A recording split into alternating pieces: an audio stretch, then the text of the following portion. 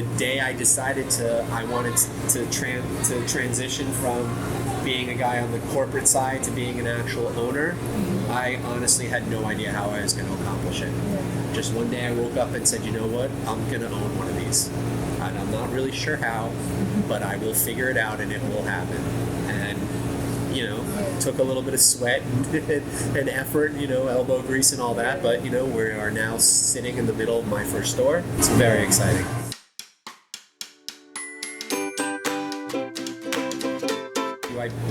I originally found Morelia because they hired me to work on the corporate side of things before I became an owner. I had a lot of people who said, oh, you're going to open a restaurant, you're going to open this, are you crazy? Everything's closing, everything's this. And my answer was no. I know this is going to work, I believe in it.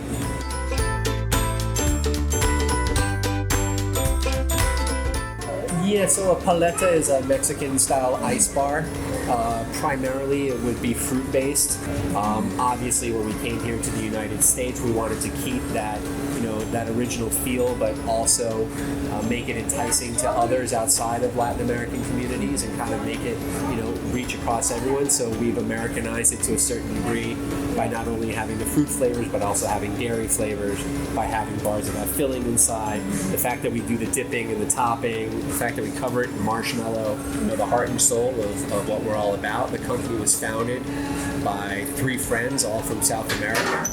They were actually out traveling, out visiting different countries in South America, and they saw this product and they just loved it. It spoke to them. So obviously we want to keep that original Latin American, that South American flavor. Hence the reason for our logo, the Katrina, the Day of the Dead, all the things that we do to try and kind of keep that feel, make us unique. It kind of speaks to a couple different things. I think really the biggest thing was about unity. More about, no matter what's going on the outside, we're all the same underneath, that same kind of skeleton, the same bones. I think I was born a salesman, or at least just born with the gift of talking. So yeah, I love standing behind there. People, I think even more than standing behind there, I love bringing people in. People walking by, they kind of look from the window, they're standing there, they kind of apprehensive, they don't know, and giving them a big smile, saying hello, waving them in. Sometimes I got a mind pulling them in on a rope. We'll do whatever it takes. But getting those people to come in and try it the first time, and then after they try it, that look on their face of like, oh my God, this is amazing, I'm coming back. It's like, it makes you feel good. I want to say probably the most common comment that I get when I serve, especially after I dip and top and I do it all, is that I don't want to eat it. It looks too pretty.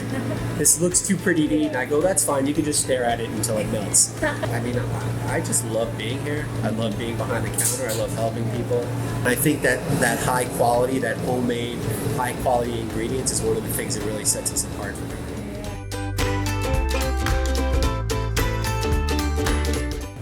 One of our initiatives during the pandemic that I actually headed up was we started doing deliveries to all the first responders throughout the Tri-County area.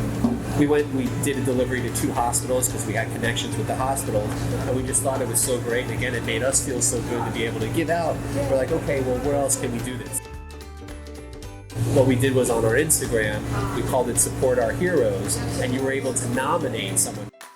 And we would go out. I went to hospitals, I went to nursing homes, I went to fire stations, I went to a temporary army base, went to an orphanage.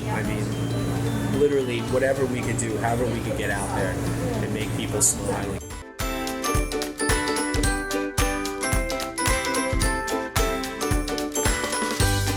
It's something that puts a smile on everyone's face. Nobody is unhappy here, which is probably what I like the most. We've only been open for 4 months, but I see what's happening here in the Boca store, and it gets me really excited and makes me want to open more of these. There's always opportunities when things are kind of going amok. You have to, though, be bold enough or brave enough to willing to take that opportunity when things, when the world looks like maybe.